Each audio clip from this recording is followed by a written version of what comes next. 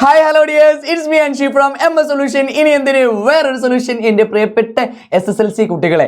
അപ്പോൾ നാളെയാണ് നമ്മൾ കെമിസ്ട്രി എക്സാം അല്ലേ. സോ നാളെ വരാൻ പോകുന്ന കുറച്ച് പ്രെഡിക്ഷൻ ക്വസ്റ്റ്യൻസ് ആണ് സെറ്റ് ആക്കിയാലോ. എന്താണ് ഒന്നാമത്തെ ക്വസ്റ്റ്യൻ? എടാ, ഓർബിറ്റൽസുമായി ബന്ധപ്പെട്ട അഥവാ സബ്ഷെല്ലും അവൻ്റെ ക്വാണ്ടം നമ്പറുമായി ബന്ധപ്പെട്ട ഒരു ചോദ്യമാണ്. So very clear. Find the n+l value of 3p and 4s subshell. രണ്ട് സബ്ഷെല്ലുകൾ തരും, അവൻ്റെ n+l വാല്യൂ കാണാൻ പറയും. n+l വാല്യൂ എന്ന് പറഞ്ഞു കഴിഞ്ഞാൽ first n value l value നമ്മൾ അറിഞ്ഞിരിക്കണം. സോ വെരി ക്ലിയർ, സിമ്പിൾ ആടാ. ഇവിടെ ആരൊക്കെ തന്നത്? 3p ഉണ്ട്, 4s ഉണ്ട്, അവിടെ കിടക്കട്ടെ. ഇനി നമ്മൾ മനസ്സിലാക്കുക, n വാല്യൂ കാണണം, l വാല്യൂ കാണണം. ഇങ്ങനെ ഒരു ക്വസ്റ്റ്യൻ വന്നു കഴിഞ്ഞാൽ എൻ്റെ മക്കൾ എന്താ ചെയ്യേണ്ട അറിയോ? ഈ മുന്നിൽ എഴുതുന്ന നമ്പർ എത്രയാണോ അതാണ് n വാല്യൂ. സോ ഇവിടെ 3 എഴുതി. p യുടെ l വാല്യൂ അഥവാ അസിമുതൽ ക്വാണ്ടം നമ്പർ എന്ന് പറഞ്ഞു കഴിഞ്ഞാൽ 1 ആണ്. അഥവാ l = 0 എന്ന് പറഞ്ഞാൽ s ആണ്. l = 1 എന്ന് പറഞ്ഞാൽ p ആണ്. l = 2 എന്ന് പറഞ്ഞാൽ d ആണ്. l = 3 എന്ന് പറഞ്ഞാൽ f ആണ്. ഇതങ്ങോട്ട് പഠിച്ചു വെച്ചാൽ മതി, ബുദ്ധിമുട്ടില്ല. സർ അങ്ങനെയാണെങ്കിൽ ഇവിടെ നമ്മൾ നോക്കുമ്പോൾ l = 1 ആണ്. ഇനി 4sൻ്റെതാണ് n വാല്യൂ എന്ന് പറഞ്ഞാൽ 4 ആണ്, l വാല്യൂ എന്ന് പറഞ്ഞാൽ 0 ആണ്. അങ്ങനെയാണെങ്കിൽ രണ്ട് സബ്ഷെല്ലുകളുടെ എനർജി കാണാൻ, ഊർജ്ജം കാണാൻ n+l ആണ് ചെയ്യുക. അങ്ങനെയാണെങ്കിൽ സർ ഇവിടെ നോക്കുമ്പോൾ 3+1 എന്ന് പറയുമ്പോൾ 4 കിട്ടും. ഇവിടെ 4+0 എന്ന് പറയുമ്പോൾ 4 കിട്ടും. സോ n+l വാല്യൂ സെയിം ആയി കഴിഞ്ഞാൽ ഏറ്റവും ഹയസ്റ്റ് എനർജി ഉള്ളത് ഏത് സബ്ഷെല്ലാണ്, ഏറ്റവും ഊർജ്ജം കൂടുതൽ ഏത് സബ്ഷെല്ല എന്ന് ചോദ്യം വന്നാൽ എൻ്റെ മക്കൾ മനസ്സിലാക്കുക, മുന്നിൽ എഴുതുന്ന സബ്ഷെൽ ഏറ്റവും വലുത് ഏതാണോ അവനായിരിക്കും ഹയസ്റ്റ് എനർജി. സോ ഇവിടെ 3p എനർജി ഉള്ളത് ആർക്കാടാ? 4sനാണ്. കുഴപ്പമില്ലല്ലോ. അപ്പോൾ ക്വാണ്ടം നമ്പറുമായി ബന്ധപ്പെട്ട ഒരു ചോദ്യം വന്ന് എൻ്റെ മക്കൾ എഴുതൂലേ? സെറ്റ് അല്ലേ? അങ്ങനെയാണെങ്കിൽ അടുത്ത ക്വസ്റ്റ്യൻ നോക്കിക്കോ. എന്താണ് question? The gases of the CO2 and SO2, carbon ഡൈ ഓക്സൈഡും സൾഫർ ഡൈ ഓക്സൈഡും കെപ് ദ STP-ലാണ് സ്ഥിതി ചെയ്യുന്നത്. അവൻ്റെ രണ്ടാൾക്കാരെ വോളിയം തന്നിട്ടുണ്ട്, 112 ലിറ്റർ ആണ്. കിടക്കട്ടെ ക്വസ്റ്റ്യൻ. അങ്ങനെയാണെങ്കിൽ STP-യിൽ സ്ഥിതി ചെയ്യുന്ന ഒരു മോൾ വാതകത്തിന്റെ വ്യാപ്തം എത്ര എന്നാണ്. STP-യിൽ സ്ഥിതി ചെയ്യുന്ന ഏതൊരു ഗ്യാസ് 1 മോൾ ആണെങ്കിൽ പഠിച്ചോളാ, 1 മോൾ ആണെങ്കിൽ എഴുതിങ്ങോട്ട് വെക്കടാ, 22.4 ലിറ്റർ ആണ്. എത്രയടാ? 22.4 ലിറ്റർ ആണ്. ഇതിനെയാണ് നമ്മൾ മോളാർ വോളിയം അഥവാ മോളാർ വ്യാപ്തം എന്ന് പറയാം കേട്ടോ. സെറ്റ് അല്ലേ? അങ്ങനെയാണെങ്കിൽ അടുത്ത ക്വസ്റ്റ്യൻ നോക്കിക്കോ. 112 ലിറ്റർ CO2വിന്റെ മാസ് എത്ര എന്നാണ് ചോദിച്ചത്. 112 ലിറ്റർ അല്ലേ? സോ ഫസ്റ്റ് നമ്മൾ മോളുകളുടെ എണ്ണം കാണണം. തന്നിരിക്കുന്ന വ്യാപ്തം വോളിയം ഡിവൈഡഡ് ബൈ 22.4 ലിറ്റർ ചെയ്ത് നോക്കുമ്പോൾ നമുക്ക് ഉത്തരം കിട്ടും. എത്രയടാ? 5 മോൾസ് എന്നാണ് കിട്ടുക. എത്രയടാ? 5 മോൾസ് ആണ്. അങ്ങനെയാണെങ്കിൽ ഒരു CO2വിന്റെ മാസ് ക്വസ്റ്റ്യൻ പേപ്പറിൽ തന്നിട്ടുണ്ട് 44 ആണ്. ഇവിടെ നോക്കടാ, മോളിക്കുലർ മാസ് ഓഫ് CO2 44. അങ്ങനെയാണെങ്കിൽ പരീക്ഷയ്ക്ക് എത്ര ചോദിച്ചത്? 5 മോളിൻ്റെതാ. അപ്പോൾ 5 × 44 ചെയ്യുമ്പോൾ നമുക്ക് ആൻസർ കിട്ടും 220 ഗ്രാം ആണ്. മാസ് നമ്മൾ പറയല് 220 ഗ്രാമിൽ എന്നാണ്. സെറ്റ് അല്ലേ? ഇനി മൂന്നാമത്തെ ക്വസ്റ്റ്യൻ നോക്കിക്കോ. How many molecules are present in SO2? SO2വിലെ തന്മാത്രകളുടെ എണ്ണം കണ്ടെത്താൻ പറഞ്ഞു കഴിഞ്ഞാൽ, എടാ SO2വിലെ മോൾ, SO2ഉം കാർബൺ ഡൈ ഓക്സൈഡും സെയിം വോളിയമാണ്. ഓക്കെ, സെയിം വോളിയമാണ്. അപ്പോൾ മോളുകളുടെ എണ്ണം സെയിം ആവുമല്ലോ. അപ്പോൾ CO2വിലെ മോളുകളുടെ എണ്ണം 5 എന്ന് കിട്ടി. അങ്ങനെയാണെങ്കിൽ SO2വിലെ മോളുകളുടെ എണ്ണം 5 തന്നെ അല്ലേ? അപ്പോൾ മോളിക്യൂൾസിൻ്റെ എണ്ണം കണ്ടെത്താൻ പറഞ്ഞു കഴിഞ്ഞാൽ 5 × 6.022 × 10⁻23 ചെയ്ത് വെച്ചാൽ മതി. സെറ്റാ? അപ്പോൾ മോളിക്യൂൾസ് കണ്ടെത്തി, നമ്മൾ മാസ് കണ്ടെത്താൻ പഠിച്ചു, മോള് കണ്ടെത്താൻ പഠിച്ചു, മോളാർ വോളിയം പഠിച്ചു. ക്രിസ്റ്റൽ ക്ലിയർ അല്ലേ? ബുദ്ധിമുട്ടില്ലല്ലോ. സോ ആൻസേഴ്സ് ഇവിടെ ജസ്റ്റ് കൊടുത്തിട്ടുണ്ട്, നമ്മൾ ചെയ്തിട്ടുണ്ട്. ഇനി അടുത്ത ക്വസ്റ്റ്യനിലോട്ട് പോകാടാ. Electrolysis of molten sodium chloride. Very very important question ആണ്, ഇത് പഠിക്കാതെ പോകണ്ട കേട്ടോ. മോൾട്ടൺ സോഡിയം ക്ലോറൈഡ്, ഉരുകിയ സോഡിയം ക്ലോറൈഡ് അല്ലേ? സോ NaCl നമുക്കറിയാം. Which are the ion present in the molten sodium chloride? Molten sodium chloride അഥവാ ഉരുകിയ സോഡിയം ക്ലോറൈഡിലെ അയോണുകൾ ഏതെല്ലാം എന്നാണ് ചോദിച്ചത്. ഒന്നാമത്തെ അയോൺ Na+ഉം രണ്ടാമത്തെ Cl- ബുദ്ധിമുട്ടില്ല. സെറ്റാണ് സർ. അങ്ങനെയാണെങ്കിൽ which is the gas liberated the positive electrode during electrolysis? അതായത് വൈദ്യുത വിശ്ലേഷണ സമയത്ത് പോസിറ്റീവ് ഇലക്ട്രോഡിൽ സ്വതന്ത്രമാകുന്ന വാതകം. സിമ്പിൾ ആയിട്ട് പഠിക്കാം. സോ രണ്ട് അയോൺസ് ആണ് ഉണ്ടാവുക, ഒന്ന് Na+ഉം രണ്ടാമത്തെ Cl-ഉം. സോ ഓക്കെ, അപ്പോൾ രണ്ടാൾക്കാരുള്ളത്, രണ്ട് ഇലക്ട്രോഡ് ഉള്ളത്, ഒന്ന് ആനോഡും രണ്ടാമത്തത് കാഥോഡും. സോ ആനോഡിന്റെ ചാർജിന്റെ മക്കൾക്കറിയാം പോസിറ്റീവ് ചാർജ് ആണ്. ആനോഡ് എന്ന് കേട്ടാൽ ആനോഡിൽ ഓക്സിഡേഷൻ, കാഥോഡ് ആണെങ്കിൽ അവിടെ റിഡക്ഷൻ. സോ ആനോഡിൽ വരുന്നത് ആരാടാ? ക്ലോറിൻ വാതകമാണ്. കാഥോഡിൽ ആരാടാ വരിക? Na ആണ്. സെറ്റ് അല്ലേ? പഠിച്ചല്ലോ. അങ്ങനെയാണെങ്കിൽ അവിടെ ഒരു ഇക്വേഷൻ ഉണ്ട്. Write the chemical equation the reaction taking place the cathode. കാഥോഡിൽ നടക്കുന്ന റിഡക്ഷന്റെ ഇക്വേഷൻ എഴുതാൻ പറഞ്ഞാൽ Na+ electron 1 electron gives Na. 1 electron എന്നുള്ളത് ഇങ്ങനെ എഴുതേണ്ട ആവശ്യമില്ല, ഇലക്ട്രോൺസ് എന്ന് കൊടുത്താലും മതി കേട്ടോ. So Na+ electron gives Na ആണ്. സെറ്റ് ആണല്ലോ, ബുദ്ധിമുട്ടില്ലല്ലോ. അപ്പോൾ മോൾട്ടൺ സോഡിയം ക്ലോറൈഡ് പഠിക്കാതെ പോകല്ലേ കേട്ടോ. സോ നെക്സ്റ്റ് ക്വസ്റ്റ്യനിലോട്ട് പോകാം സർ. എന്താ question? Alloy steels are made adding the other metals to steel. അതായത് ഇന്റെ മക്കൾ ഫസ്റ്റ് പഠിക്കേ, സ്റ്റീല് എന്ന് കണ്ടു കഴിഞ്ഞാൽ ഇന്റെ മക്കളെ മനസ്സിൽ അങ്ങോട്ട് കയറി ചാടി വന്നോളുന്ന രണ്ടാൾക്കാർ ആരൊക്കെ അറിയോ? ഒന്ന് നമ്മുടെ Fe കുട്ടനും രണ്ടാമത് കാർബണും. സോ ഇരുമ്പും കാർബണും അടങ്ങിയതാണ് സ്റ്റീൽ എന്ന് പറഞ്ഞു കഴിഞ്ഞാൽ. സോ ഈ സ്റ്റീലിന്റെ കൂടെ വേറെ മെറ്റൽസ് ആഡ് ചെയ്ത് കഴിഞ്ഞാൽ അതിനെ നമ്മൾ ലോഹ സങ്കരം അല്ലെങ്കിൽ അലോയ് സ്റ്റീൽസ് എന്ന് പറയും കേട്ടോ. സങ്കര സ്റ്റീലുകൾ എന്ന് പറയും. കുഴപ്പമില്ലല്ലോ. അങ്ങനെയാണെങ്കിൽ which are the constituent element in the stainless steel? Stainless steel ആരൊക്കെയാണ് എന്നാണ് ചോദിച്ചത്. സ്റ്റെയിൻലെസ് സ്റ്റീൽ എന്ന് കേൾക്കുമ്പോൾ തന്നെ ഫസ്റ്റ് മനസ്സിലാക്കുക Fe ഉണ്ട്, കാർബൺ ഉണ്ട്, ഇരുമ്പുണ്ട്, കാർബൺ ഉണ്ട്. അതിന്റെ കൂടെ ക്രോമിയവും നിക്കലും വന്നു കഴിഞ്ഞാൽ ആരൊക്കെയാടാ? പഠിച്ചു വെച്ചോ. സ്റ്റെയിൻലെസ് സ്റ്റീൽ ആണെങ്കിൽ Fe, കാർബൺ, ക്രോമിയം, നിക്കൽ ഇവരാണെങ്കിൽ ഇവനെ പറഞ്ഞ പേരാണ് സ്റ്റെയിൻലെസ് സ്റ്റീൽ. അങ്ങനെയാണെങ്കിൽ ഇവിടുന്ന് ഒരു ചോദ്യം നോക്കിക്കോ. Which alloy steel known as electrical steel? Electrical steel അഥവാ വൈദ്യുത സ്റ്റീൽ എന്ന് പറയപ്പെടുന്നു കേട്ടോ. ഇലക്ട്രിക്കൽ സ്റ്റീൽ തന്നെയാണ്. ഇലക്ട്രിക്കൽ സ്റ്റീൽ എന്നറിയപ്പെടുന്ന പേരിൽ അറിയപ്പെടുന്നത് ആരാ ചോദിച്ചാൽ സിലിക്കൺ സ്റ്റീൽ ആട്ടോ. അപ്പൊ 3 സ്റ്റീൽസ് നമുക്ക് പഠിക്കാനുള്ളത്. ഒന്ന് സ്റ്റെയിൻലെസ് സ്റ്റീൽ, രണ്ടാമത് മാംഗനീസ് സ്റ്റീൽ, മൂന്നാമത് silicon steel. So silicon steel ആരൊക്കെ ഉണ്ട് ചോദിച്ചാൽ Fe ഉണ്ട്, കാർബൺ ഉണ്ട്, സിലിക്കൺ ഉണ്ട്.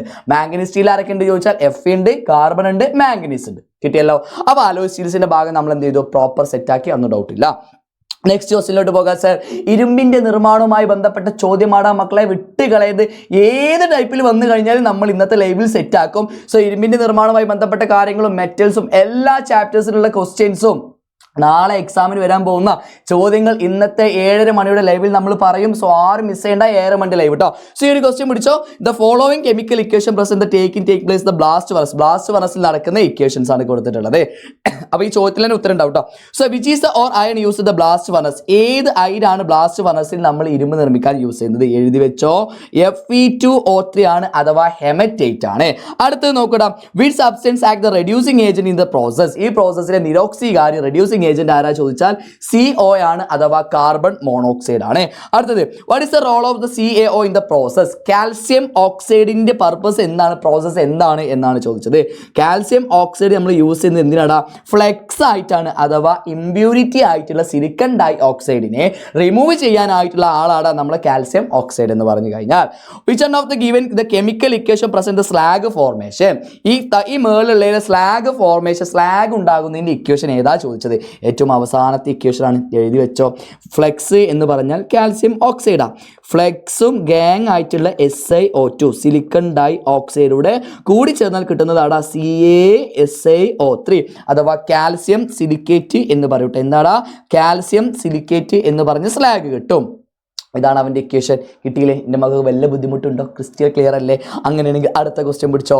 The galvanic cell made the use in the Zn and Cu electrodes. Zn-ഉം C-യും വെച്ചിട്ടുള്ള ഒരു ഗാൽവാനിക് സെൽ ഉണ്ടാക്കാനാണ് പറയുന്നത്. നമ്മൾ ഡാനിയൽ സെല്ല് എന്നൊക്കെ പറയൂലേ.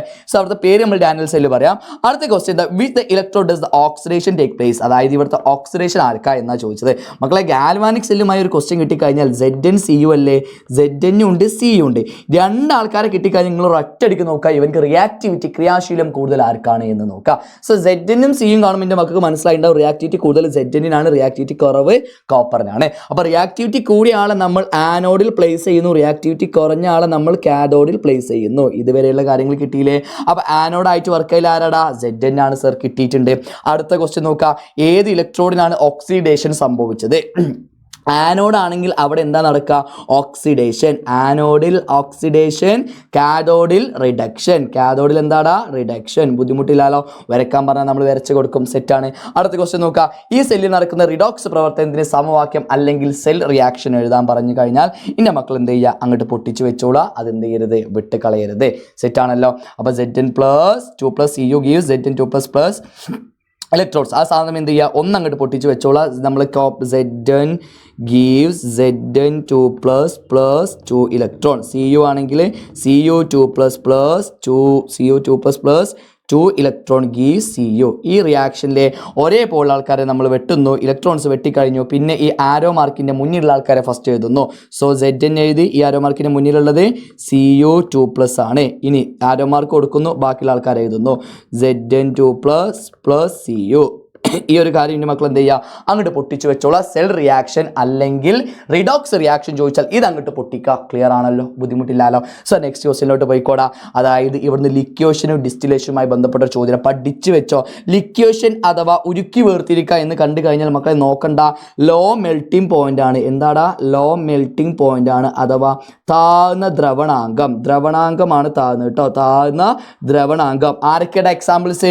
SNPB പഠിച്ചു വെച്ചോ. ടിന്നി ലെഡ് ചോദ്യം വരും കേട്ടോ മക്കളെ. ലിക്വേഷനോ ഡിസ്റ്റിലേഷനോ ചോദ്യം വരും, പഠിച്ചു വെച്ചോളാം. ഇനി ലോ ബോയിലിംഗ് പോയിന്റ് എന്ന് പറഞ്ഞു കഴിഞ്ഞാൽ ഡിസ്റ്റിലേഷൻ ആണ് അഥവാ സ്വേദനമാണ്. ഡിസ്റ്റിലേഷൻ അഥവാ സ്വേദനം. ഇതിൻ്റെ ആരൊക്കെയാടാ? Zinc, cadmium, mercury. Zinc, cadmium, mercury മൂന്നാൾക്കാരാണ് സ്വേദനം. ഇനി അടുത്തത് ഇലക്ട്രിക്കൽ കണ്ടക്ട്, ഇലക്ട്രിസിറ്റി വൈദ്യുതി കടത്തിവിടുന്നു എന്ന് പറഞ്ഞു കഴിഞ്ഞാൽ ഇലക്ട്രോലൈറ്റിക് റിഫൈനിങ് ആണ് അഥവാ വൈദ്യുത വിശ്ലേഷണ ശുദ്ധീകരണമാണ്.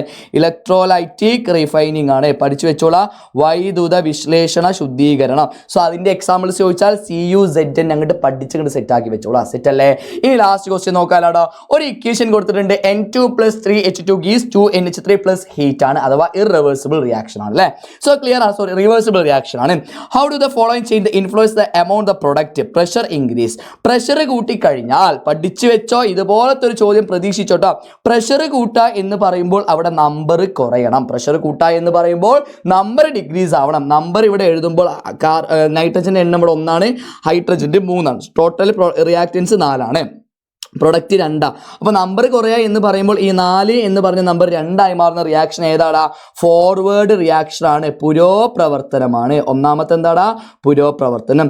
രണ്ടാമത്തത് ഉൽപ്പാദിപ്പിക്കുന്ന അമോണിയ സിസ്റ്റത്തിൽ നിന്ന് നീക്കം ചെയ്യുന്നു അഥവാ പ്രൊഡക്റ്റ് കുറക്കുന്നു, റെഡ്യൂസ് ദ അമോണിയ. അമോണിയ ഈ ഭാഗത്ത് കുറയുമ്പോൾ റിയാക്റ്റൻ സൈഡ് കൂടുന്നു. കൂടിയതിൽ നിന്ന് കുറവിലോട്ടാണ് റിയാക്ഷൻ നടക്കുക. അപ്പോൾ അമോണിയയുടെ കുറയുമ്പോൾ റിയാക്റ്റൻ സൈഡ് കൂടുന്നു. അപ്പോൾ കൂടുതൽ നിന്ന് കുറവിലോട്ട് റിയാക്ഷൻ നടക്കുമ്പോൾ ഇതും ഏതിനെയാണ് നടക്കുക? ഫോർവേഡ് റിയാക്ഷൻ അഥവാ പ്രവർത്തനം.